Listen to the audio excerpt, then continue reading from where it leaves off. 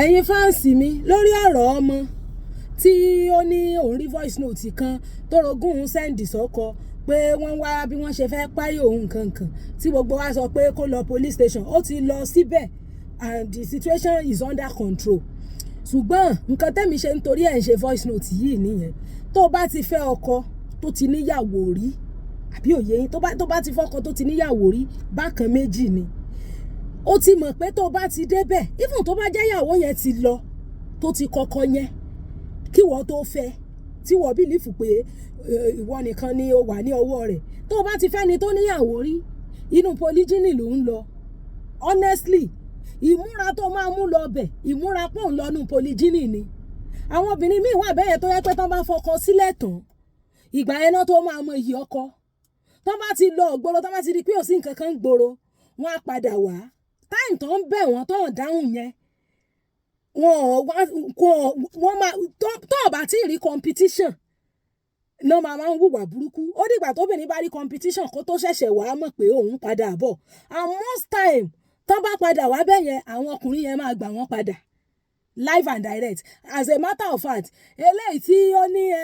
ọkọ ti lọ ó ti jáde ó kàn dé lèèyàn kan wá dé lólóhùn kó padà wá lẹ́ni yẹn kẹ́rù ló ń kẹ́rù wọlé òun wá ń pe ọkọ wá nírú rádaràda owó nìyẹn kí ló wá ṣe irọ́ ni ọkọ òun fíìmù lọ́kọ ń ṣe fún fíìmù mọ̀ pé ọkọ yẹn mọ̀ pé ẹni yẹn ń bọ̀ fíìmù náà ń yà so everything is in the hand of the ọkọ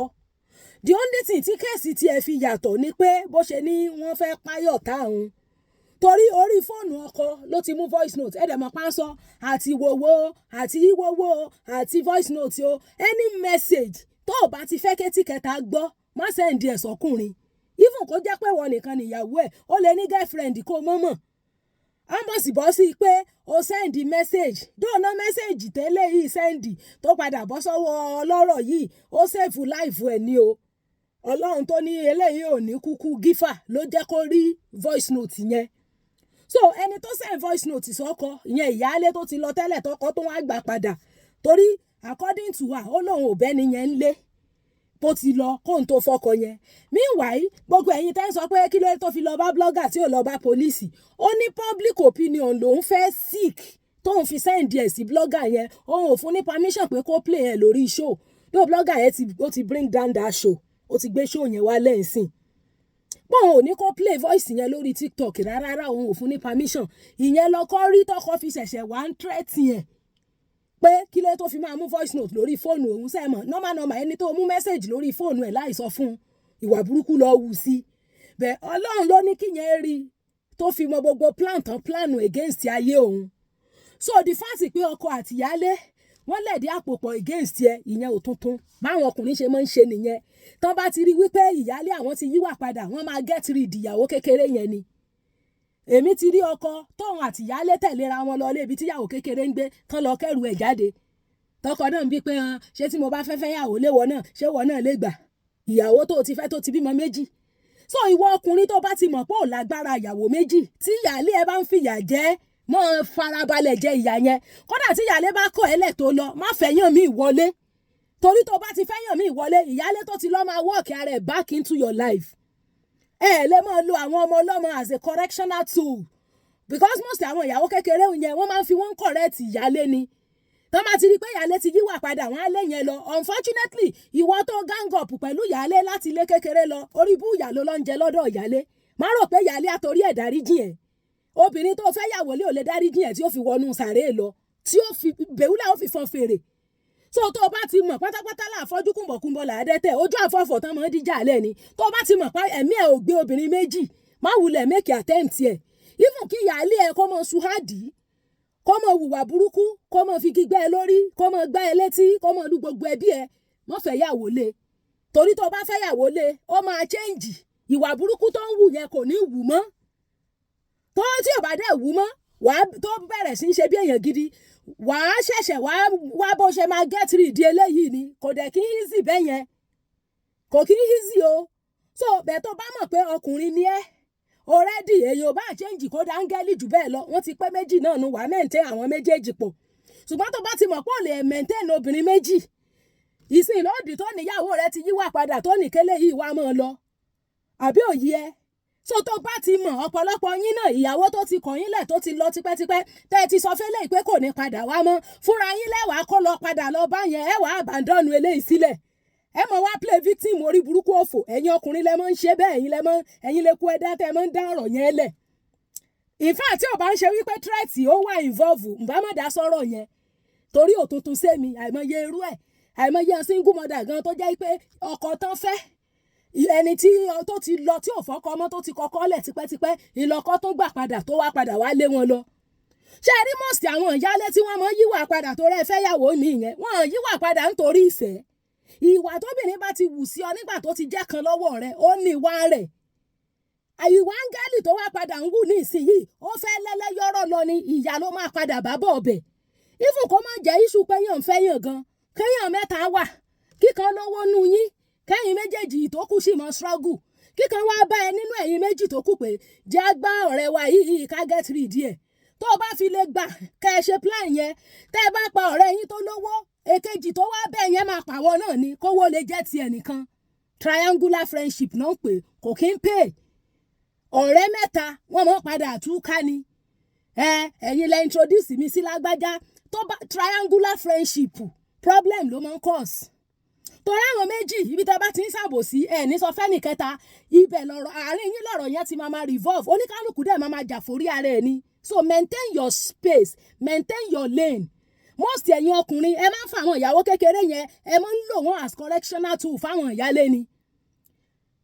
ìkan náà ló ní han láti ìgbà kòró lòun ti ń bẹ ìyàwó òun kókó wá síbi tóun gbé gbogbo ẹbí ti bẹ̀ ẹbí òun bẹ̀ ẹbí tóun náà bẹ̀ kò dáhùn nǹkan owó tóun ti ná lé kó mọ gbóbìnrin lórí kì í ṣowó kékeré òun fẹ́ yàwó mo ní ẹ lọ wá bẹ́ẹ̀ ṣe bẹ ìyáálé yín látàyè kòró 2020 almost 5 years ago tẹ́ ẹ ti ń bẹ̀ tí ò dáhùn ìyàwó mi tẹ́ bá fẹ́ ìyàlẹ́ máa fi jẹ̀yàwó yẹn torí jọ ẹ bá fẹ́ yàwó wọlé ọjọ́ yẹn nìyáálé yín tẹ́ ti ń bẹ̀ látọdún 5 yẹn ọjọ́ yẹn ló máa kó dé bí ìgbésí ayé obìnrin ṣe rí nìyẹn gbogbo ìtẹ́ ti bẹ́ẹ̀ tí ò gbọ́ competition kò sí tó sẹ̀ tí orí obìnrin láyé ìbí competition ó dìgbà tó rogún bá dé ìgbà yẹn ló tó máa ṣe pẹ́pẹ́ fúrú ọkọ mo ní sọ òdiwọ̀ ẹ̀bẹ̀ ṣe ń sọ̀rọ̀ yìí it sounds in your voice that pé ẹ ṣì nífẹ̀ẹ́ obìnrin yẹn kò dẹ̀ sí ni kóbìnrin máa fi gbígbọ́ ọkọ lórí jù bẹ́ẹ̀ lọ bọ́kùnrin bá fẹ́ gbẹgbẹ̀rin obìnrin àwọn ìyálé yẹn náà máa ń nífẹ̀ẹ́ so tẹ́ ẹ bá fẹ́ yàwó mi nísìn ìyàwó yẹn kàn fẹ́ fi ìyàwó yẹn jìyà ni ìyàlẹ́ fẹ́ fi jẹ́ because kò sí nínú àjẹ́ndà yín pé fẹ́ yàwó méjì eléyìí tẹ̀dẹ̀ ní kò wá bá yín níbi tẹ́ ti ń ṣiṣẹ́ kódà tó bá jágo kan òru ló gbọ́ pé ti fẹ́ yàwó mi tí ò bá rí flight gbé lóru yóò lọ wọ night bus alẹ́ ọjọ́ yẹn ló máa dé yóò dé tẹrùtẹrù ni ibo lẹ fẹ́ fẹ́ léyìí sí wọ́n dẹ̀ agree wọ́n gbà sí mi lẹ́nu pé òótọ́ ni of course so nǹkan tẹ́ torí ẹ̀ fẹ́ yàwó kékeré ogun tó tì yín tẹ́ fẹ́ yàwó kékeré tó gun yẹn bá ṣẹ́ most yẹn ẹ̀kín lè maintain àwọn ìyàwó yẹn so ìwọ náà obìnrin gbọ́ dáadáa tó bá ti mọ̀ pé ń tó lọ fẹ́ àbẹ́ tó fẹ́ ó ti níyàwó rí bákan méjì ni ìzáídà kó jíjọ́ kan kó sọ fún ẹ pé ìyáálé òun ti yíwà padà tí ò bá dẹ̀ verbalize ẹ̀ fún ẹ ó lè bẹ̀rẹ̀ sí ní fi hùwà tó máa pa ẹ́ tì tètè pìpì àyẹn kó tó lọ tọ́lọ́n bá wá bẹ́ẹ̀ ṣe tán pètò pèrò kó o kú bí irú eléyìí tá à ń sọ yìí ó mú ẹrù ẹ bọ́mọ kan lọ bá tí ìbí ó fa ọmọ rẹ lápá ó kú ó ń bẹ́ẹ̀ lálàáfíà ojú lalákàn fi sọrí ṣùgbọ́n pé kó o wá rẹpẹ̀tì kó o fi pé ó ti ṣẹlẹ̀ má sọ bẹ́ẹ̀ kò sí ìyáálé tó fẹ́ kó o sùn kó o jí mọ́ so tó o bá ti mọ̀ wípé irú ẹni tó ń wá ẹ wá ó ti níyàwó rí àtìyàwó ẹ̀ ti wá separated ẹ̀wọ̀n wá sí good time ni wọ́n wá lọ bẹ̀ má lọ fi gbogbo ara sùn àsùnwà tó ń bẹ̀ torọ́jọ́ tí ìyáálé bá máa yíwà padà tí ó máa gbé wáńgẹ́lì wọ̀ ni ọkọ yẹn dẹ̀ máa wò pé ó máa wá ríwọ́ bí intruder á wá bẹ̀rẹ̀ sí ní ríwọ́ bí intruder especially tó bá já wọn Christian bí intruder ló ṣe máa irú àwọn eléyìí sìn Christian ni wọ́n tó bá já wọn Muslim ni àwọn ọmọ bá ṣe lè manage àárín yẹn bí àwọn eléyìí wọ́n máa ba sẹ́yìn ìka kan tó bá yá wọn máa ka bíbélì fún pé tó bá kíìpù ẹ sínú ilé yóò rọrùn àpáàdì àwọn gan táwọn mọ̀ bóyá ọ̀run rere ni wọ́n lọ àwọn abẹ́rẹ́ sí ni máa ríwọ́ bí intruder bó ṣe máa get rid ẹ ló máa wá honestly irú nǹkan bẹ́ẹ̀ yẹn ò hand well especially tó o bá ti ní lọ́kàn tẹ́lẹ̀ bẹ́ẹ̀ tó bá ti fi at the back of your mind pé tó bá ti yá o tó o bá rójú rere ọkọ ńlẹ̀ mọ́ o tó o mọ̀ wípé ìyálé ti gbé wáńgẹ́lì wọ̀ dó ìyá ló fẹ́ lọ jẹ lọ́dọ̀ ìyálé yẹn o ìyálé tí o mọ̀ pẹ́pẹ́ fúrú ọkọ ṣe tán fi fẹ́ yàwó lé ìgbà tó wá rí pórogún ti dé lọ́rọ́ ṣẹ̀ṣẹ̀ wá ń ṣe dáadáa àìnítìjú náà ni